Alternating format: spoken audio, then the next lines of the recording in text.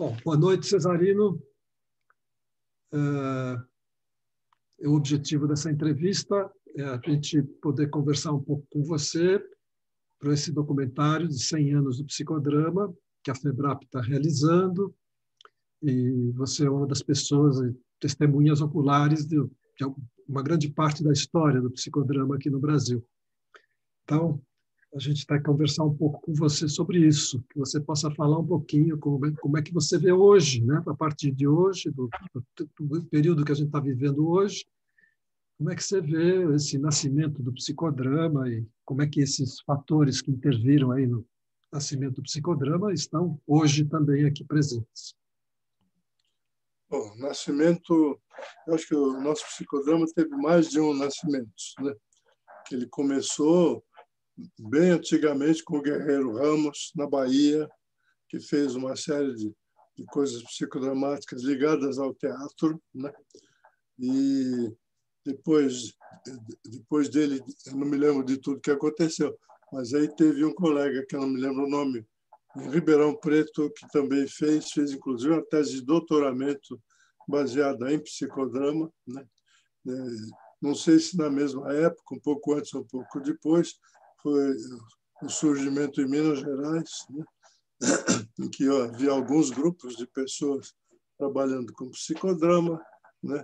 E o Pierre Weil, que tinha vindo da França para cá para trabalhar em Belo Horizonte com uma empresa. Ele era empregado dessa empresa, mas ele era amigo pessoal da Anne Ancelan Schutzenberger, né? Isto. E eles juntos acabaram fazendo algumas coisas. Ele acabou virando o capo lá do psicodrama lá em Minas Gerais durante muito tempo, até sempre, né? Sim. E depois aí teve um pequeno desenvolvimento no Rio, que foi pouquinho, foi pouca coisa, né? E aqui em São Paulo tinha a origem inicial mesmo, foi a Madre Cristina, né? Porque no SEDE Sapiense, que na época era uma faculdade feminina de psicologia. Não era nem de psicologia ainda, era de pedagogia. Pedagogia. Mas não tinha ainda psicólogo formado em escola de psicologia. Era uma especialização do pedagogo que virava psicólogo, né? E a Madre Cristina era uma faculdade feminina de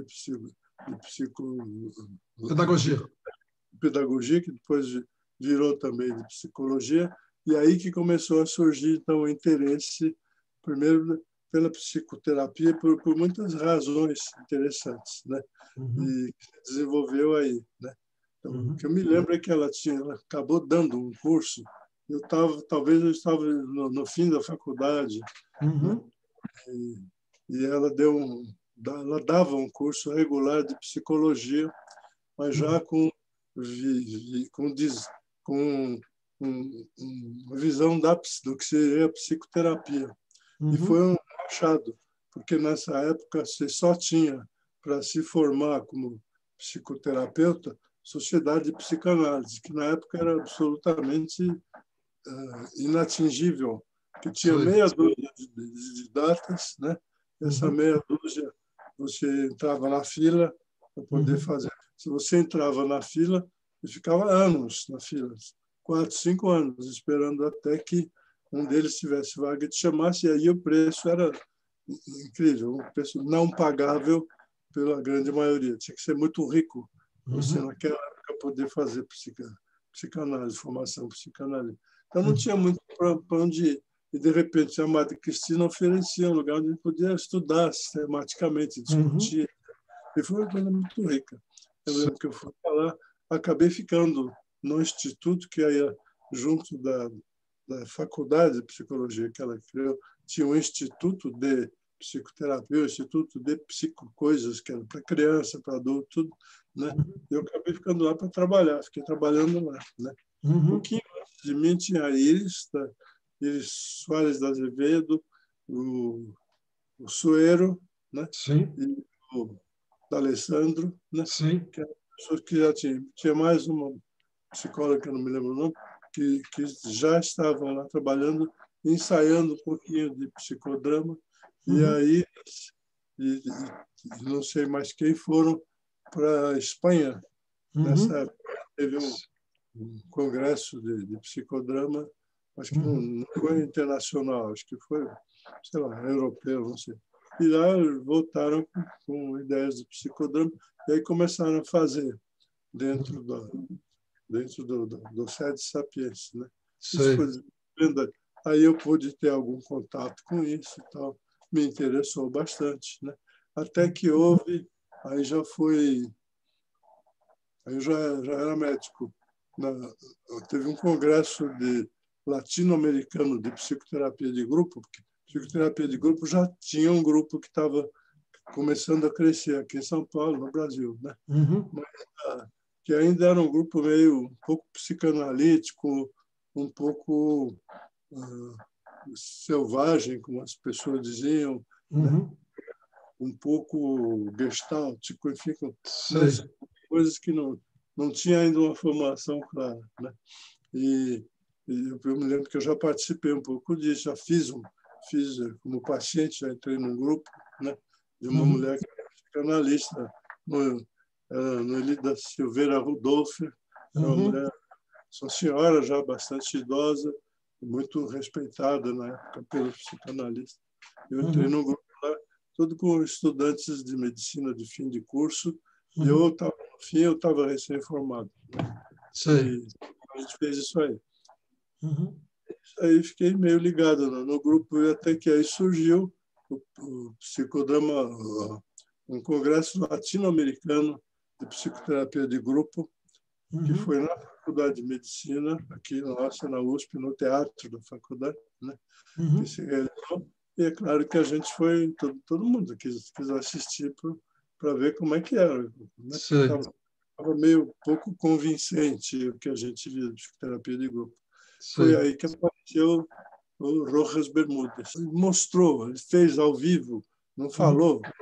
Isso para mim foi uma diferença muito importante, que todo mundo falava sobre como trabalhava. Ele não falou, ele trabalhou, ele mostrou. A gente viu o trabalho dele, não precisou ouvir ele contar. Então, viu ao vivo, verdadeiramente lá. Então, ele fez um pouquinho lá na faculdade, mas ele fez um grande psicodrama, talvez você tenha assistido também, no Tuca. Não, esse eu não vi. Nessa época eu não estava ainda, não estava presente ainda no movimento. É enorme, o Tuca cheíssimo de gente, né? E ele fez uma sessão excelente, uma sessão pública. Eu nunca tinha visto alguém mexer com o grupo como ele mexia. Era um psicodrama público, né? Público, enorme, né? Nem sei quanta gente cabe no Tuca, mas são mais de 1.000 pessoas, né? E estava lotado, né? E ele fez uma coisa, inclusive a primeira vítima dele no psicodrama foi a Ângela Massi, lembra dela? Sei.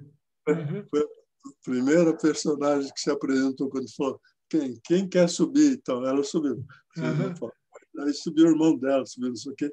Ele mostrou mais ou menos como se trabalharia algumas coisas da família ali. Mas foi muito bom, foi incrível. E saiu de lá, a gente já saiu meio pensando, peraí, né?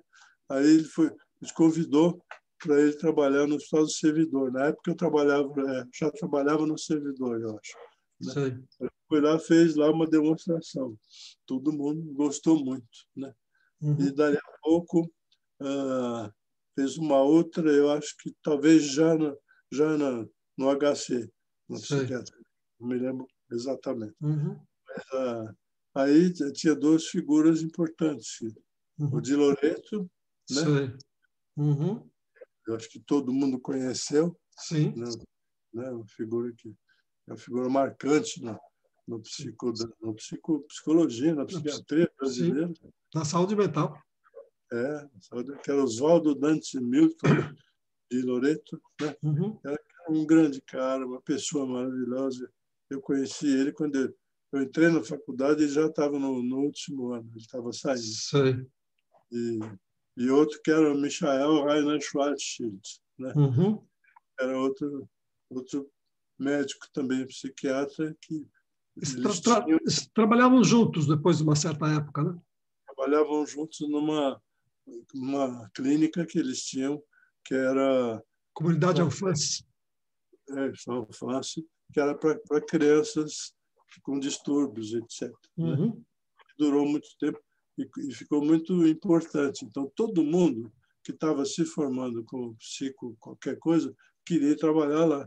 Então, eles tinham muita gente boa, muita gente que depois se revelou como importante no psicodrama, na psicanálise, em todo o meio psi, passou por lá, trabalhando lá durante algum tempo. Né? E Cesarino, como é que você poderia caracterizar qual era o diferencial que você estava vendo aí no psicodrama, que estava te atraindo em relação às outras práticas que você estava vivendo nessa época? Qual era o diferencial que tinha aí no psicodrama desse momento aí que você estava começando a conhecer? O que me deixou, a primeira coisa que me chamou muito a atenção foi isso que eu já falei agora, que em lugar de falar sobre o seu trabalho, ele mostrou o seu trabalho. Eu acho que é muito diferente, porque o outro contava, sabe? O paciente falou isso, aí eu falei aquilo, eu interpretei desse jeito. Né? Ele não, ele falou lá e fez. Né? Eu achei isso muito bom, porque não conseguia. Eu tinha assistido já milhares não, mas dezenas, seguramente, de palestras sobre psicanálise, palestras de psicanalistas, etc. Então, nunca me convencia muito quando eles contavam que depois ele pegou o paciente certinho para essa. O paciente estava engraçadinho. Eu achava isso. E, de repente, lá eu vi ele fazendo. Isso foi a primeira coisa que me chamou muito a atenção. E a segunda foi a maneira muito diferente dos psicanalistas. Os psicanalistas eram muito formais naquela época, né? Muito formais, muito bem educados, muito gentis, muito secos e um pouco fechados, se defendiam, mesmo em palestras que era para discutir, para conversar. Não tinha essa facilidade de papo, era tudo, fazer uma pergunta era uma coisa meio... Eu pensava, será que ele vai interpretar a minha pergunta? Sim. Ficava meio complicado assim. E lá não, teve isso tudo. E a outra coisa, naturalmente, no Sede Sapiência, que aí, claro, aí foi bem óbvio que aí a Madre Cristina era uma pessoa maravilhosa, acho que uma das pessoas mais maravilhosas que eu conheci na vida, né? Quer dizer, ela era absolutamente democrática, de esquerda mesmo, como nós chamamos hoje de esquerda, né? E, ao mesmo tempo, muito carinhosa, muito inteligente. Era uma pessoa maravilhosa. Então, lá, e liberal, lá, você podia falar, podia discutir, podia discordar, podia tudo. Isso cabia, isso era parte da coisa. Era uma coisa muito boa. Sim. Isso talvez fossem as coisas que mais me chamaram a atenção.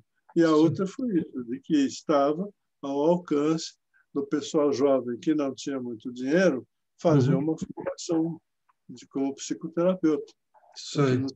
Completamente fora do alcance na psicanálise, porque tinha que esperar muito tempo até chegar a sua vez, ter muito dinheiro, etc. Então, né? Aí, além disso, tinha outras coisas que eu já desconfiava de algum jeito. Né?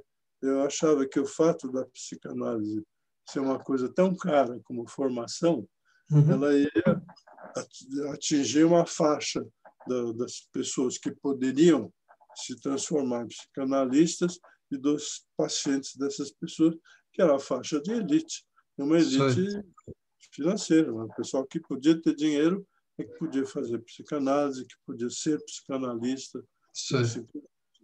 Isso também eu achava que não era isso que eu queria fazer, eu achava que a medicina era mais do que isso. Mesmo na psiquiatria, etc. Para mim não era uma profissão para ganhar dinheiro, uma profissão para poder ajudar, poder criar, poder... Começou por aí, né? Isso talvez fossem as coisas principais de início, né?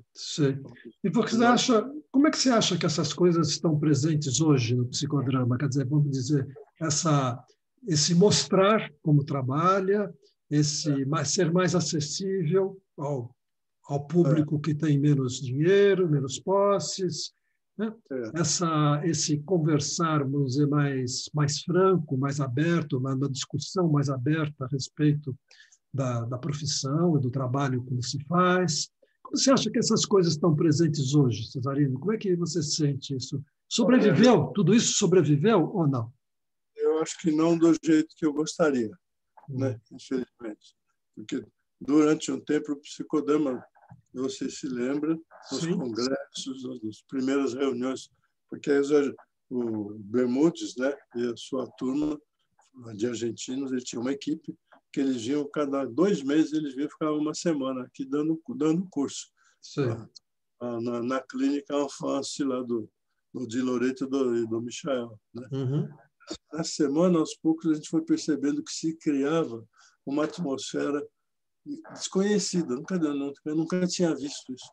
Era uma atmosfera de extrema franqueza, de abertura, de amizade, era uma semana assim completamente diferente do mês inteiro que a gente tinha vivido. Na semana ninguém ia trabalhar, ninguém ia para o hospital, todo mundo tinha emprego, né? Ninguém ia todo mundo dava um jeito, né? E as pessoas ficaram extremamente amigas, né? As pessoas estavam se formando, e, inclusive em relação à equipe dele, que vinha para todo mundo ficou muito amigo. Ele também, mas ele era um amigo meio diferenciado. Ele ficava meio lá em cima, assim, plebe aqui embaixo. Não no sentido de plebe, Henrique, mas no sentido dele era um cara meio mágico, meio mago. Mas, de qualquer forma, esse clima foi um clima que durou esse tempo todo. E esse clima continuou quando a gente fundou a SOPSP, né? Que era a Sociedade de Estudos não era SOPSP ainda, GEPSP, Grupo de Estudos de Psicodrama, né? E nesse ficou um grupo fraterno, todo mundo era irmão, né? E esse grupo ficou tão importante que foi crescendo. A gente começou com 3 grupos de talvez 15, 20 pessoas, talvez 15 cada um, e de repente a gente estava com uns 10, 12 grupos, e muita gente querendo entrar, mas não cabia, não tinha mais gente, teve que parar por aí. Até que chegou o Congresso de 70, né? Posso falar daqui a pouco. Então, essa coisa bonita, que é enfim, as pessoas se sentirem amigas, não era aquele distanciamento meio descolocado que existia, sobretudo os psicanalistas da época. Era uma coisa solta, aberta, amiga, livre, né? Que foi uma coisa nova, sobretudo porque a gente já estava dentro da ditadura, né? Já tinha muita coisa que foi perigando, e foi perigando cada vez mais, né? Porque em 68 teve o AI-5, né? Aí fechou tudo, né? Tudo proibido, tudo perigoso. O dia inteiro a gente recebia notícias que não eram impressas por jornal nem nada, mas eram contadas boca a boca. Prenderam fulano de tal, foi tão torturado que ele tá maluco, agora precisamos tratar dele, né? Assim por diante, né? Foi uma coisa muito triste, mataram muita gente. Então, não dá para dizer a quantidade, porque nunca deu para saber, até hoje não se sabe, mas de fato foi uma coisa terrível, todo mundo sabe dessa história agora. Todo mundo não, né? Muita gente sabe. Mas isso talvez fez a gente ficar mais unido ainda, porque de repente não havia liberdade, não havia franqueza, havia muito medo. Isso que, entre nós, não. O grupo dos programacistas era um grupo franco, né? Isso é muito importante. Bom, aí como é que essa coisa se desenvolveu? Quando teve o Congresso, em 70, foi o Congresso Internacional de Psicodrama, né? Foi até então foi o maior congresso de psicodrama que já tinha acontecido no mundo. Teve 3.000 pessoas que se inscreveram. De propósito, você se lembra que nessa época os congressos todos médicos e de outras coisas eram sempre feitos fora, num hotel em Campos do Jordão, ou onde tal, fora, bem longe. Você ficava meio no meio do mato, num lugar muito lindo, muito agradável, só o grupo do congresso. A gente fez na Avenida Paulista, né? Que a gente queria fazer no meio da cidade. E aí foi muito legal, porque aí a gente deixava... Eu era um dos dirigentes do congresso, né? Então, a gente deixava que se inscrevesse quem quisesse. Não precisava ser psiquiatra, psicanalista ou psicoartista. Você quer entrar, quer entrar, né? Puder pagar, paga. Tanto isso por diante. E encheu de gente, né? Tem fotografias e filmes aí que mostram essa coisa como foi, né? E aí lá dentro foi o que a gente chamaria de happening, né? Uma coisa assim, completamente diferente do SISU, do quase triste, que era o trabalho psiquiátrico, né? O trabalho psiquiátrico na universidade, onde eu já estava, né? Que era careta, reacionário, fazia o discurso do biopsicossocial, mas não tinha nada disso, era só bio mesmo, era só remédio, mais nada. E os doentes não eram considerados pessoas. Eu lembro de um psiquiatra que enlouqueceu, que trabalhava no HC, na psiquiatria, e eu estava começando e falei, poxa, que sorte, né? Que ele está no melhor hospital psiquiátrico de São Paulo, eu acho, né? Que eu não conhecia outro. Então, enlouquecer aqui é ótimo. Então, os colegas dele vão tratar dele. Não, ele foi demitido. Foi mandado demitir porque ficou louco, né? Então, tem coisas assim, né? E depois a Sociedade de Psicanálise, que era aquele troço, né? Continuou sendo aquela coisa da elite, etc. Né? E, então, esse era o clima, e que o contraste entre o clima oficial de psicoterapia, de psiquiatria, etc., e o clima que a gente criou no psicodrama é completamente dois países diferentes, né? Até hoje eu morro de saudade daquele tempo. Você morre de saudade. É um tempo muito rico, muito humano, sabe? Uma coisa maravilhosa. Não dá para falar de todos os detalhes, ainda tem. Então, como é que isso evoluiu? Isso. Aí, isso aí se transformou no grande movimento do psicodrama na cidade de São Paulo, que depois espalhou pelo Brasil inteiro, né? Na cidade de São Paulo aconteceu uma coisa inesperada para muita gente, que de repente o fluxo de pacientes de psicoterapia se desviou. Eles procuravam psicanálise, que quando tinha dinheiro. Quando não tinha dinheiro, um outro psiquiatra que fazia a tal da psicoterapia selvagem e tal, ele tratava com bastante remédio. De repente, todos vieram para o psicodrama. Então, de repente, os consultórios psicanalísticos foram esvaziando. E não chegou a esvaziar de uma vez, mas assim, o pessoal perdeu assim, 50%, 60% da clientela de um dia para o outro, né? Isso ajudou, eu tenho certeza que isso ajudou a criar um movimento deles contra o psicodrama, né? Que aí eu me lembro que, como eu tinha sido um dos dirigentes do Congresso, né? Aí 1000 vezes que o pessoal vinha em reuniões, chamava a gente para reuniões, né? Para dizer, vocês são antiéticos, onde já se viu tratar os problemas de uma pessoa na frente de uma multidão, que era assim, né? Psicodrama público e outras coisas assim. E vocês não são éticos, não sei o quê. Mas, em resumo, vocês estão roubando nosso dinheiro. E, enfim, mas aí ficou, isso foi acontecendo. De repente, todo mundo que estava começando a fazer psicodrama já tinha aprendido, começou a trabalhar em consultório e cada vez mais com grupos, porque a gente tinha aprendido a fazer grupos, não aprendeu a fazer psicodrama individual, a gente aprendeu a fazer grupo de psicodrama, né? Sim. Então, o pessoal tinha, sei lá, 10 grupos. Eu tinha 10 grupos, por exemplo, Sim. cada grupo com 15, 20, 16, 18 pessoas, né? Sim. É isso, até mais. Tinha 10, 12, 15 grupos, né? Muito. Sim. Inclusive, eles, entre outras coisas, eles diziam que a gente estava ganhando dinheiro demais, onde já se viu e tal. E ganhou, sim. Pagou, a gente cobrava muito barato, mas era muita gente. Então, claro que acabava sendo um dinheiro bom. Mas isso foi indo. Depois, foi, eu diria que emagrecendo algum movimento do psicodrama, né?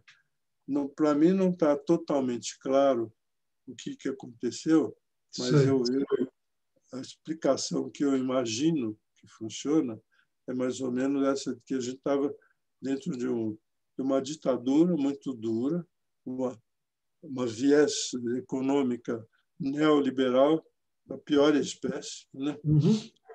E apoiado pelo grande chefe do capitalismo internacional, que era dos Estados Unidos, que foi apoiado mesmo claramente, não é disfarçado, não. Mandaram navio para cá, não precisa de coisa. Sim. Todo mundo sabe, né? E então também o movimento da mídia. A mídia começou, não só foi censurada, como foi meio obrigada, e alguns fizeram isso não obrigadamente, mas com muito prazer, né?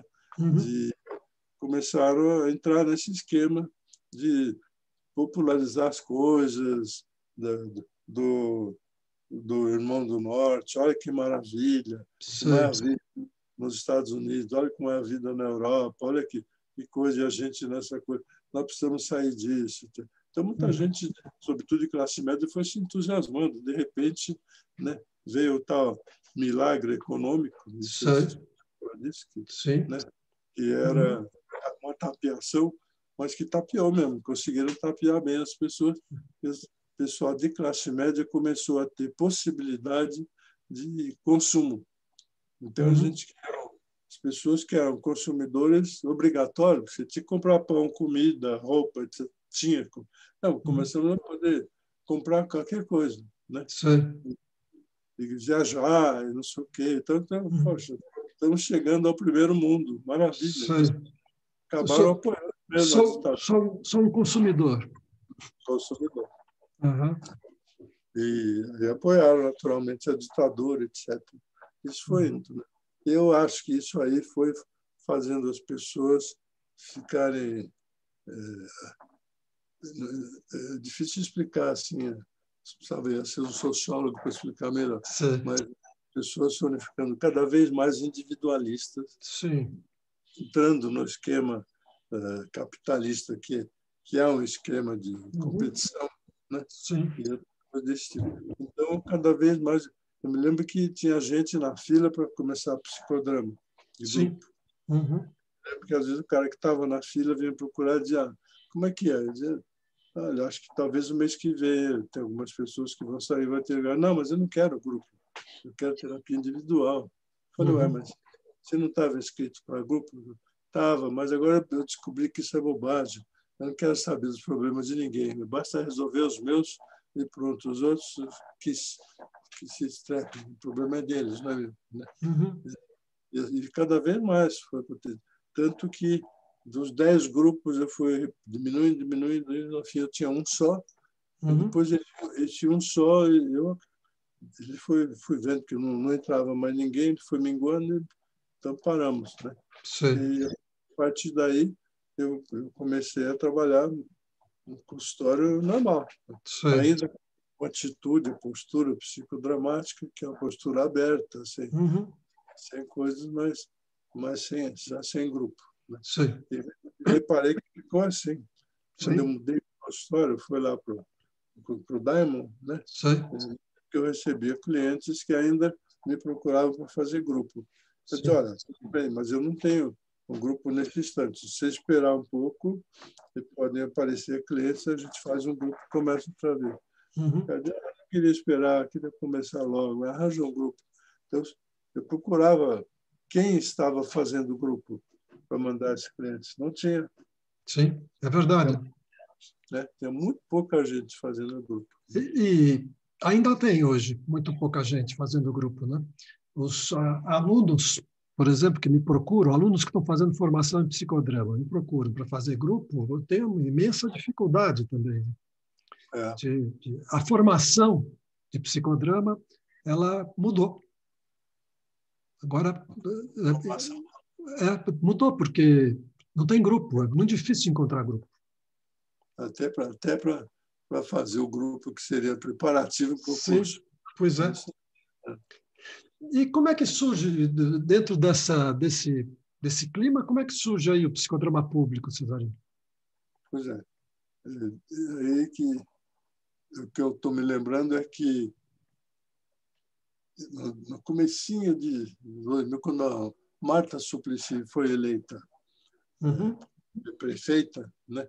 Sim. Houve um entusiasmo, porque, enfim, o PT estava no poder. Já tinha tido Erundina antes, que tinha sido um excelente. Sim. Depois a gente perdeu algumas eleições, aí ganhamos outra vez com a Marta, e todo mundo teve uma grande expectativa. Agora vão acontecer coisas, etc. Vamos começar já. Então. E a Marisa Grebe, que você conhece, né, organizou o que ela chamou de psicodrama da cidade. Sim. Né? Eu consegui organizar, eu ajudei, porque a gente tinha grandes reuniões já no Centro Cultural. Né? Sim. Eu ajudei a discutir as coisas, mas quem organizou foi ela mesma e uma equipe dela que eu não sei quem são. Sim. Aí foi indo e de repente teve mesmo, num dia que eu não me lembro mais que dia foi, né? Acho que foi 2001, por aí. Foi por aí, mais ou menos. Teve o psicodrama da cidade, foi um psicodrama enorme. Ele tinha a gente já tinha tinha cerca de 800 psicodramatistas trabalhando no mesmo dia, ao mesmo tempo. E aí eu estava aí. Você estava aí, você já trabalhando nisso. Pois é. Então, todo mundo fez grupos, teve muita repercussão, inclusive na imprensa, em muitas coisas. Foi muito bom. Não era mais ditadura, a gente já estava numa democracia, uma democracia meio mambembe, né? Que continuava na miséria, pobreza, discriminação. Isso, ninguém se mexeu para modificar isso até então. Mas aí eu tinha expectativa, olha o PT outra vez. Né? Então teve, e foi muito bom. Quer dizer, a gente ficou recolhendo os relatos, aí teve coisas muito boas, de todos os tipos. Sim. Não sei se fica muito longo descrever tudo isso, né? Mas teve coisas incríveis. Eu me lembro que nesse dia eu fiz um psicodrama com mais de 500 pessoas, né? Lá na sala do Nirã Barbosa, já, né? No Centro Cultural, que era o pessoal que estava se preparando para ser guarda municipal. Né? Eu não me lembro mais bem porquê, mas eu sei que, de repente, a Marta me convidou para fazer. Que ela me conhecia de alguns comícios do PT. Ela me falou, você faz esse psicodrama? Eu faço. Então, fizemos eu e o Lancete, que você conheceu também. Sim. E foi muito bom. Né? Modéstia à parte, eu acho que foi um psicodrama muito bom. Que no terço final ficou bagunçado, porque a Marta estava lá assistindo, e aí veio a imprensa, a televisão, tudo, né? E queriam filmar tudo. E entravam na cena, entravam no palco para filmar. Aí começou a atrapalhar. Aí a Marta entrou em cena também. Queriam filmar a Marta dramatizando outras coisas. Aí ficou mais difícil. Mas foi bom. Eu acho que, apesar disso, foi muito bom. Né? E aí isso foi 2001. Depois teve um tempo que se discutiu, se falou muito, se pensou nisso tudo. E acho que foi 2003, eu acho que foi que aí o Léo Nozek, que você conhece, da Sociedade de Psicanálise, mas ele era presidente da Associação dos Amigos do Centro Cultural. Sim. E ele era meu amigo velho, meu colega. Tinha sido até meu cliente, né, de grupo. Sim. Uhum. Ele me procurou e falou: você poderia organizar psicodrama público aqui? Eu falei: vamos tentar, né? Uhum. Sabe, se as pessoas topam. Então. Aí apareceu um grupo que era Cida da Vole, que você conhece. Né? Sim. O que mais que era? Era eu, a Cida, o Murilo Viotti, Murilo. e, Sim. e aquele cara grandão, Ricardo o Ricardo Flores, né? Flores. Que nem era psiquiatra nem nada, ele era um arquiteto, mas Um arquiteto que fez curso de psicodrama. Né? o cara maravilhoso, né? Uhum. E um dirigente lá do Centro Cultural, cujo nome não me lembro. E a gente conversou, então vamos começar. E devagarzinho foi começando. No começo, as pessoas tinham muito medo, então de convidava: você não quer dirigir o grupo? Eu não, tá louco. Sim. Mas aos poucos, a Cida fez, não sei mais que é isso, né? E aí foi crescendo, de repente pegou. Aí tinha disputa de pessoas que queriam dirigir. E foi aumentando o grupo, né? Uhum. A gente pode ter psicodrama já, assim, habitualmente, com mínimo de 70, 80 pessoas. Isso não é habitual. Às vezes, de vez em quando, um pouco menos. Né? Mas sempre tinha bastante gente. Né? E aí, a história acho que você já conhece, porque depois se criou o SUS, lembra? Sim. O SUS é a Comissão de Sustentação do Psicodrama Público. Isso, né? Que era um grupo que tinha que continuar a organizar, etc. Aí teve uma porção de gente. Você foi um deles. Sim. Um montão de gente, que eu não vou falar o nome dos outros, porque de repente eu esqueço alguém. Sim. Tinha 7, 8 pessoas. Sim. E aí começou, e foi funcionando e foi pegando, né? Foi pegando, começou a ter um grupo regular, pessoas que regularmente vinham e que que vinham nos mais diferentes lugares, que tinham umas pessoas de diferentes socioeconômicas e culturais muito diferentes. No mesmo, né? Tinha médicos, engenheiros, morador de rua, trabalhador braçal, estudante, né? Gente recém-egressa de hospitais psiquiátricos, tinha de tudo. Né? Sim. Foi muito bom, porque deu para trabalhar, deu para o engenheiro poder conversar com o cara que morava na rua. Né? Sim. Uhum. Isso foi maravilhoso. E para o cara de morava na Rússia, conversar com o engenheiro como se... Né? Sim, claro. Sem medo, sem pedir esmola, sem nada. É um igual a mim. Né? Uhum. E a ideia, se você sabe disso também, era que a gente pudesse expandir isso. Né? Cada vez aumentando e tal. A gente até tentou fazer em alguns outros lugares, mas aí não deu, não continuou. No mesmo, não sei bem por quê. Eu imagino que estava muito trabalho. Né? Eu mesmo comecei a fazer uma coisa em, como é que chama lá? Joxanã. Joxanã, na época, era um bairro bem distante ainda. Né? E eu ia, e até foi engraçado que quando eu cheguei, nessa época, foi a época que a gente já trabalhava com esse negócio de saúde mental e tal. Né? Numa das reuniões de saúde mental, um dos caras que trabalhava num CAPS, aquele CAPS central aqui, que era o primeiro que teve. Né? Da Sé? Não, o CAPS da Itapeva. É isso, da Rua Itapeva. Veio um cara que era, não sei o que ele era um funcionário lá, e falou: doutor, o senhor toparia fazer uma reunião lá no bairro com a gente? Eu falei: top. Ele falou: mas o senhor vai levar as psicólogas da PUC? Eu falei: mas por que essa pergunta? Porque elas vão lá, todas bonitinhas, simpáticas, ficam lá prestando atenção, tomando nota, depois elas vão embora fazer o mestrado e não continuam. Queria alguém que fosse lá por causa da gente, não por causa deles. Muito legal que eu falo. falei, eu topo, eu vou sozinho, não vou levar ninguém, né? E foi muito bom, porque aí durante talvez uns 3 anos, né? Sei. Assim, não regularmente, não toda semana, mas assim uma média de 2, às vezes 3 semanas por ano, em horários que eram mais ou menos variados, mas em geral no fim da tarde, né? Sei. Eu ia para lá e era cada vez um lugar.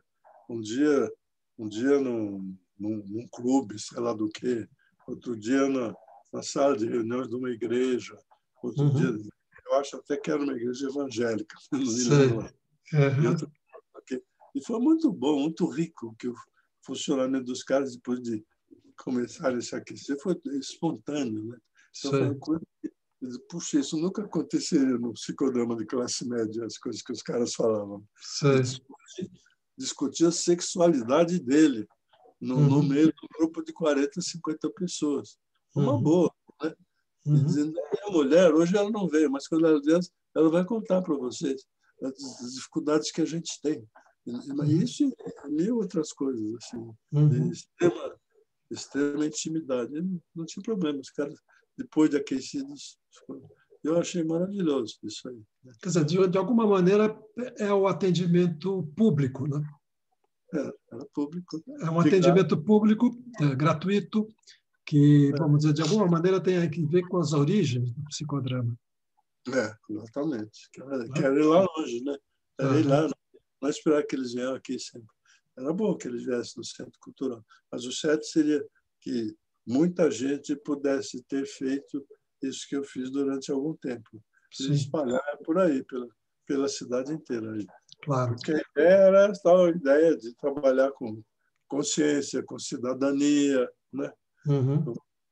Uma porção de coisas, com consciência da possibilidade de ter uma vida que fosse comunitária.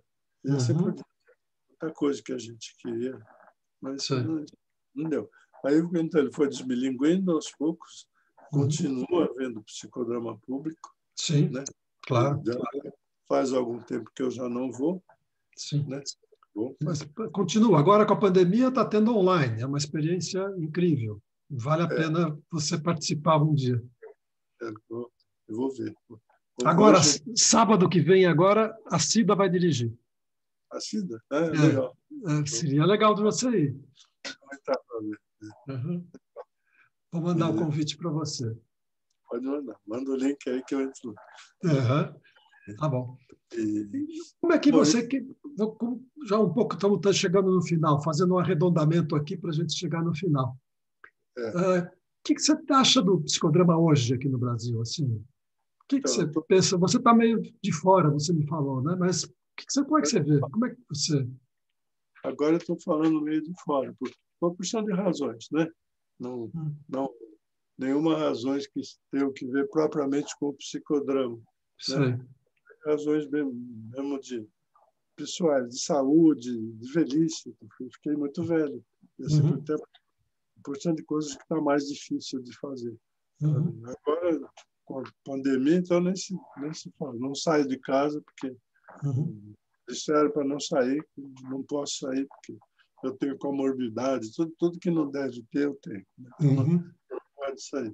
Mas antes disso, o que eu senti foi isso, que as pessoas de classe média, aquelas que me procuravam no consultório, não queriam mais fazer. Né?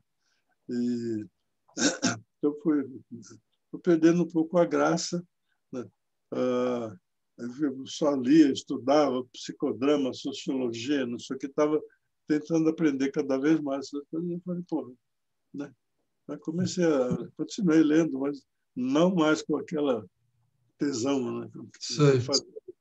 E quando fui percebendo que o psicodrama continuou existindo, mas ele passou a estar a serviço de entidades que eu não sei, é uma questão de discutir, né? Ele começou a trabalhar para empresas, né? Não como análise institucional, mas eu diria como ajudar os caras a se adaptarem, dizer, tipo aquela coisa americana do começo do século, the right man in the right place. Sei. Vai lá trabalhar que você fica bem. E assim por diante. Né? Então, isso aí tirou um pouquinho da tesão também. Né? Porque eu não tenho vontade de trabalhar numa empresa para ajudar a empresa a resolver as suas contradições. A não ser que eu pudesse estar fazendo análise institucional. Aí sim. Sei. Eu fiz uma vez num grupo de teatro que estava começando, me chamaram para fazer uma análise, fazer análise institucional. Pode fazer, tudo bem. Desmontou o grupo. Né? E falei, não vou mais fazer. Em grupo desse tipo, não quero fazer, porque ali a realidade estava difícil deles aceitarem. Né? E não quiseram continuar, porque vamos tratar, vamos ver. Né? Mas eu trabalhar para, sei lá, para Ford, sei lá. Não estou interessado, não quero. Sei. E ficou assim. Né? Pode ser que eu esteja vendo errado, mas eu estou vendo que o psicodrama está ficando uma tarefa a serviço da estruturação socioeconômica que está ficando cada vez mais sólida, etc. Eu não quero trabalhar para isso. Né? Sei. Para trabalhar, sei lá, em sindicatos, em partidos de esquerda e outras coisas, eu até gostaria, mesmo velho, todos seria capaz de ir. Mas essas outras coisas não iria. Sei. Mais ou menos por aí. Né? Eu acho, pode ser que eu esteja vendo errado. Né? Sei. Tá. Tá legal. Ok, Cesarino, alguma coisa a mais que você gostaria de deixar gravado nesses 100 anos de psicodrama? Eu ainda tenho uma expectativa de que as pessoas vão perceber que é por aí, que é o negócio da comunidade, do estar junto, do pensar junto, do perceber que eu não tenho nenhum problema individual, que todo problema que eu tenho é social. Sei. Então, de ordem psicológica de que a gente tem são sociais. E se eu não lidar com o social, não vou sair disso nunca. As pessoas têm que conseguir perceber isso e procurar a resolução lidando com o social, não só lidando com a terapia pessoal, uma coisa egocentrada, narcísica, não é bem isso, né? Vamos lidar com a sociedade, vamos mudar essa sociedade que está tudo errado. Deixar uma sociedade que consegue eleger um Bolsonaro, obviamente é uma sociedade que está doente, né? Então tem que mexer com isso, né?